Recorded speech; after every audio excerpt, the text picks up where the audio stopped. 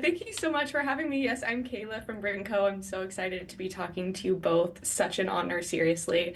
But I will go ahead and get into the questions. I wanted to ask Stitch, as we all know, is simply iconic, and I just need to know if you guys could choose a Disney sidekick, who would it be? To Stitch? Yes. Stitch has a sidekick? Or No, we Stitch is an iconic sidekick. And got if it. you could choose an iconic Disney sidekick of your own, who would you guys choose? Goodness. Boy, that's a tough one. I like I The Little Mermaid. I want to sing with her. oh, I would be I want to be with the Tangled crew.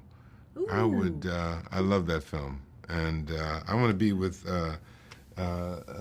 Zach Levi's character. I want to be a sidekick. I want to be a sidekick. Oh, Ooh, that's Yeah. amazing. I love Yeah, that yeah, answer. yeah. I like him. He's crazy. Yeah, it's a good film. And then I also wanted to know, do you guys have any funny stories with filming with Maya and Sydney that you could share with us? You know, we were at lunch, and because little Maya is a has been doing hula, yeah. hula for since she was 3, so she's and she does competitions and things. And at lunch, she did her whole show for us. And I was like, and I taped it. I got to find it. But it was somebody's birthday or something, and she got up and started doing her little thing. So that was, I so wasn't beautiful. there that It was day. so beautiful. Oh, well. I'm trying to think. What's my, geez, what's my favorite thing or a big memory of it? Yes. Do you have any fun memories? Well, for me, I remember when they brought Stitch in like he was a top secret Oh, my agent. goodness. And they brought him in like a cylinder, and the visual effects guys were there with the stuff like carting him in. I'm like, hey, what's going on over there? I'm gonna get in on this. They're like, oh, it's a top secret Stitch puppet, and they don't want it to get photographed and leaked to the press. And That was the it's first like, ooh. time it was revealed. Yeah, it was at the Point Panic studio. So like, hey, can I see? And they lifted it up. And I was like, oh wow, look! And Click, click, click. and he had the fur, and he had the big eyes, and he was beautiful and adorable. Because I was really curious what he was going to look like. That was my first thought, doing the cartoon, what he was going to look like in live action. And I was so happy when I saw him. He's perfect.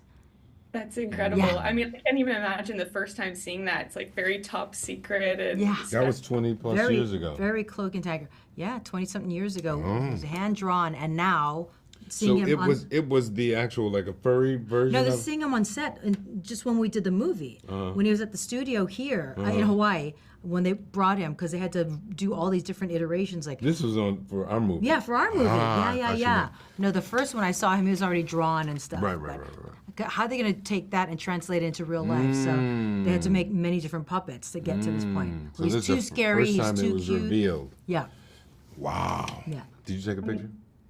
You couldn't. No. You couldn't. Okay. Ooh. sneaky picture. You so bad. And then Tia, obviously you voiced the iconic Nani in the original cartoon. How did you and Sydney bond over this character, and did you have any advice for her? A friend of mine, Angie, was visiting the set and met Sydney, and Sydney said she'd love to talk to me about the character, and so they put me on the phone with her, and I talked to her for a while, and she said, well, asking me things about her. I said, girl, you have it.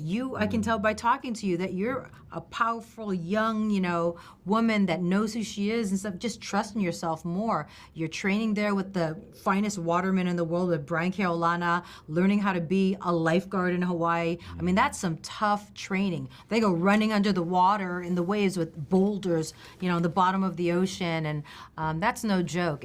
And I could tell by talking to her that she had the heart and soul of like a woman warrior. So I just had to just remind her that there's a reason why she's there at the table, and she deserves her place at the table. That's incredible. Well, thank you guys so much. That's my time, it looks like. But I really appreciate speaking to you both. Thank Thank you. you.